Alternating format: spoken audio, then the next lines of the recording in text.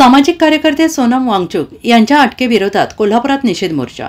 देशातील प्रसिद्ध शिक्षण तज्ज्ञ आणि लेह लद्दाख येथील सामाजिक कार्यकर्ते सोनम वांगचुक यांच्या अटकेनंतर आज कोल्हापुरात इंडिया आघाडीच्या वतीनं निषेध मोर्चा काढण्यात आलेला आहे। दसरा चौकातून सुरू झालेला या मोर्चात इंडिया आघाडीचे कार्यकर्ते मोठ्या संख्येने सहभागी झाले।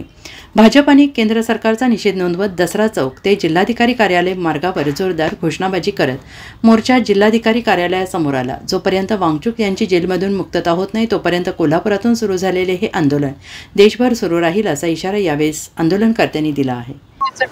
इंडिया आघाडीच्या वतीने आज कोल्हापूर येथे केंद्राच्या मोदी सरकारनं सोनम वांगचुक यांना संविधानातल्या सर्व ज्या तरतुदी आहेत त्या बाजूला ठेवून अटक केलेली आहे आणि ती सुद्धा राष्ट्रीय सुरक्षा कायद्याखाली अटक केलेली आहे।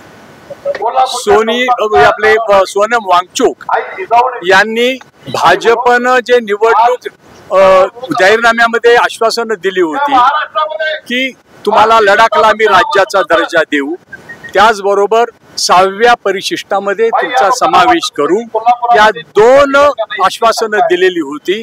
परंतु ही दोन्ही आश्वासनं भाजपनं आपल्या सवयीप्रमाणे पायदळी तुडवलेली आहे। मत घ्यायची आणि सगळी आश्वासनं पायदळी तुडवायची हा गेल्या 11 वर्षामधला भाजपचा इतिहास आहे।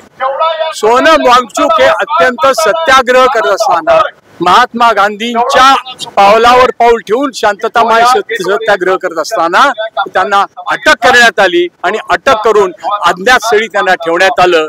याबद्दल या देशामध्ये लोकशाहीच्या मार्गाने मागणी करणं, संविधानाची अंमलबजावणी करा अशी मागणी करणं हा देशद्रोह ठरवण्यात आलेला आणि म्हणून इथून पुढे जो नागरिक, जी संघटना, जो राजकीय पक्ष संविधानाच्या तरतुदींची अंमलबजावणी करा असं म्हणेल त्या प्रत्येकाला या राजद्रोहाच्या आरोपाखाली हे सरकार छळणार आहे। त्याची चुणूक आता आपल्याला दिसलेली आहे आणि म्हणून जनतेला जाग करण्यासाठी संविधान हे कर्णाला जसं कवच कुंडल होतं तसं संविधान हे सामान्य माणसाला असलेलं कवच कुंडल आहे आणि ते कवच कुंडल काढून घेण्याचा प्रयत्न या निमित्तानं मोदी सरकारनं केलेला आहे।